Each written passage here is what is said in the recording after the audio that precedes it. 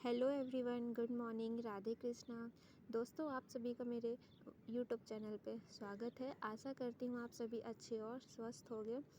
जैसे कि दोस्तों हम अपना बॉटनी चैप्टर डिस्कस कर रहे हैं और बॉटनी में हमने कल की क्लास में फ्लावर के बारे में डिस्कस किया था कि फ्लावर क्या होता है और इसकी प्लांट्स में क्या इम्पोर्टेंस होती है ना।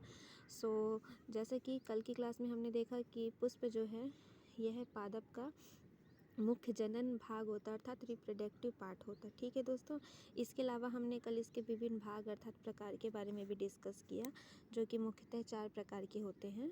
फर्स्ट इज बाह्य दल, जिसे कैलेक्स कहा जाता है। सेकंड दलपुंज, जिसे कोरोला कहते हैं। एंड थर्ड पुमंग, जिसे इंग्लिश में स्टैमन कहा जाता है। और दोस्तों ये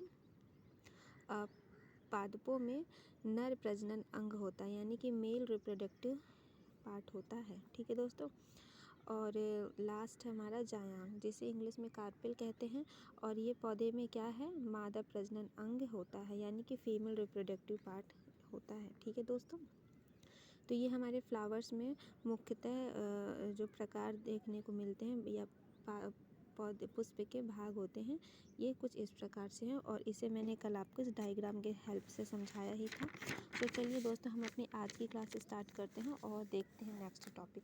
ठीक है दोस्तों, आज की क्लास में हम डिस्कस करेंगे पुष्प के जनन भाग। ठीक है दोस्तों, यानी कि reproductive part of the flower, पौधे के रिप्रोडक्टिव पार्ट्स, यानी कि वह भाग जिससे एक नए जीव की उत्पत्ति होती है, निर्माण होता है। ठीक है दोस्तों, जैसे कि ह्यूमन बॉडी में स्पर्म एंड ओवम जो है ये रिप्रोडक्टिव पार्ट होते हैं।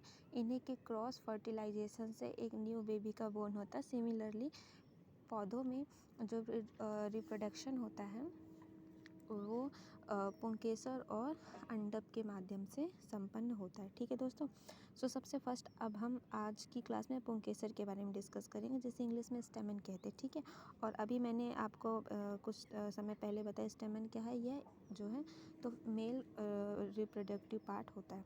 ओके दोस्तों, लेट्स स्टार्ट। पुष्प में पुंकेसर एवं अंडन जनन अंग है। तो पुष्प में पुंकेसर और अंडन जो है ये क्या है, एक जनन अंग है। ठीक है दोस्तों, प्रत्येक पुंकेसर में एक वृत्त होता है तथा एक चपटा शीर्ष परागकोश पाया जाता है। दोस्तों, पुष्प में जो पुंकेसर होता है तो हर एक पुंकेसर में हमें वृत्त देखने को मिलता है, यानी कि एक सर्कल गोल आकार देखने को मिलता है। इसके अलावा एक चपटा शीर्ष परागकोश भी पाया जाता है। पराग कणों की उत्पत्ति जो है यह पराग कोश में होती है। ठीक है दोस्तों, पराग कण जो कि पॉलिनेशन के लिए हेल्पफुल होते हैं, इनकी उत्पत्ति कैसे होती है? तो दोस्तों इनकी उत्पत्ति पराग कोश के माध्यम से होती है। अब आप यहाँ पास देख सकते हो, मैंने ये डायग्राम बनाया हुआ है। आई थॉट ये आपको समझ में आ जाए। हालांकि मैंने इसे पेंसिल से ड्रॉ किया तो शायद कम ही आपको नज़र आए, बट कोशिश कीजिएगा कि आप इसे समझ सकें। जैसे कि ये मैंने बनाया है पुंकेसर। ठीक है दोस्तों, तो ये गोल आकार का है ना, इसे कहते हैं पराग कण, यानी कि पोलन ग्रेन। आप देख सकते हो ये जो गोल गोल आकार है, इसके अंदर छोटे छोटे डॉट्स बने हुए। ये जो छोटे छोटे डॉट्स है ना दोस्तों, इसे ही कहते हैं पराग कण अर्थात पोलन ग्रेन। ठीक है दोस्तों, और ये जो पुंकेसर है, इसमें जो ये छड़ी नुमा संरचना होती है इसे तंतु कहते हैं। ठीक है, और ये जो गोल और चपटा आकार होता है इसे परागकोश कहते हैं। ठीक है, और इसी परागकोश में पराग कण जो है वह बनते हैं। ठीक है दोस्तों, और इस परागकोश को और इस तंतु को एक साथ जो है स्टेमन कहा जाता है। यानी कि दोस्तों आप अपने आसपास देखो, अगर आपको गुड़हल का पौधा देखने को मिलता है तो आप एक उसका फूल लीजिएगा और उसमें देखिएगा एक ऐसी पतली सी धागे नुमा संरचना देखने को मिलेगी, और मैक्सिमम 3-4 ऐसे होती हैं। ठीक है, रेड कलर की होती हैं। तो यही जो है ये आपका स्टेमन कहलाता है, और इसे जो है नर प्रजनन अंग कहा जाता है। ठीक है, ये क्या होता है, मेल रिप्रोडक्टिव पार्ट होता है। इसमें जो ऊपर छोटे छोटे गोल गोल आपको देखने को मिलेंगे, इसे कहा जाता है परागकोश, और इसी परागकोश के अंदर परागकण जो है वह बनते हैं। ठीक है दोस्तों, नेक्स्ट है हमारा अंडक, जिसे कहते हैं कार्पेल। ठीक है दोस्तों, अंडप के 3 प्रमुख भाग होते हैं, अंडाशय, वर्तिकांग और वर्तिका। ठीक है दोस्तों। तो जो अंडप होता है यह फीमेल रिप्रोडक्टिव पार्ट होता है और इसके 3 प्रमुख भाग होते हैं, अंडाशय, वर्तिका और वर्तिकांग। ठीक है दोस्तों। अंडाशय में बीजांड होते हैं एवं प्रत्येक बीजांड में एक अंड होता है जो मादा युग्मक अर्थात फीमेल गैमेट है। ठीक है दोस्तों। सो जैसे कि आप यहाँ पास डायग्राम देख पा रहे होंगे, ये आपका क्या है, अंडप अर्थात कार्पेल की संरचना है। इसमें जो आपको सबसे बाहर ये गोल सा आकार दिख रहा है इसे कहते हैं ओवरी अर्थात अंडाशय। ठीक है। इसी अंडाशय के अंदर हमें ओवम देखने को मिलता है, ये जो आप देख रहे हो अंदर ये वाली जो संरचना इसे कहते हैं अंडाणु अर्थात ओवम, और इसके बाहर जो एक गोल आकार की संरचना इसे कहते हैं बीजांड अर्थात ओव्यूल। ठीक है दोस्तों। सो जो हमारे ओवम है ये अर्थात अंडाणु, ये बीजांड से ढके हुए होते हैं और बीजांड जो है ये ओवरी अर्थात अंडाशय से ढके हुए होते हैं।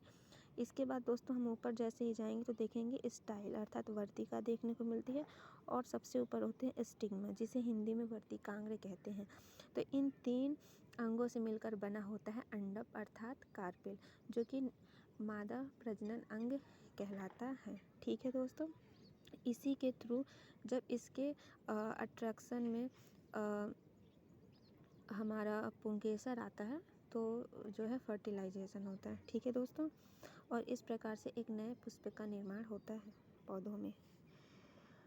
अब परागकण क्या है, जैसे कि अभी आपने देखा परागकण हमने यहाँ देखा था ना पुंकेसर में परागकण जो कि परागकोश में ही निर्मित होते हैं। तो परागकण अर्थात पॉलिनेशन क्या है। सो दोस्तों जब परागकण अर्थात पॉलन ग्रेन्स परागकोश से वर्तिकांग तक स्थानांतरित होते हैं तो उसे परागकण कहते हैं। यानी कि दोस्तों जैसे कि आपने यहाँ पास देखा कि ये जो परागकोश है इसमें परागकण उपस्थित होते हैं। जब ये परागकण इस वर्तिकांग से में स्थानांतरित होते हैं, ठीक है ना, यानी वहाँ से यहाँ तक पहुँचते हैं तो क्या होता है, पॉलिनेशन होता है। ठीक है दोस्तों। और इस प्रकार से एक नए पुष्प का निर्माण होता है। सो दोस्तों आज की क्लास आपको कैसी लगी प्लीज़ कमेंट करके मुझे बताइएगा। And thanks for watching my video. Bye bye. Radhe Krishna.